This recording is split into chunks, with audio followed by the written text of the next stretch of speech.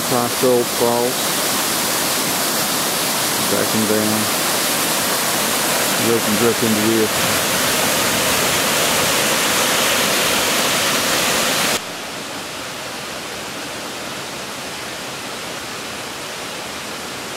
This just shows how the steps are going up the falls. It's steep. Sometimes just, you think, well, this is kind of rugged and tough. But it's really not such a hard hike in. So you can just see a lot of rock, stone steps. Some of them do get kind of precipitous in places, but nothing you can't bring your family to enjoy. Now here's a shot of the gorge down below us. I'm about 2/3 of the way up to High Shoals Falls now. A little winded.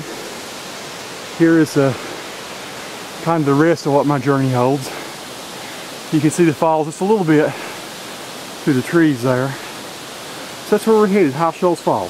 Here we are at High Shoals Falls, one of the prettiest and most prominent water features of South Mountain State Park. About 80 feet, coming off of some granite. A lot of water flows off, particularly after it rains. Some beautiful little pools up above where the water collects before coming over and cascading over the falls. We'll go up and check that out in just a moment.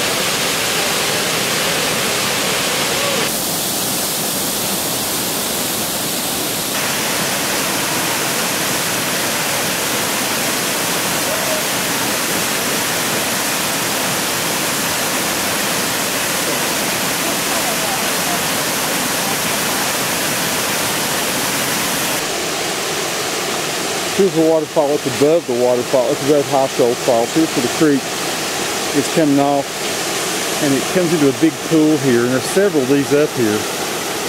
Big gathering pools. You could almost swim in them, I guess, during summertime. So this is up above the shelf. It's up above the waterfalls, up above High Shoals Falls.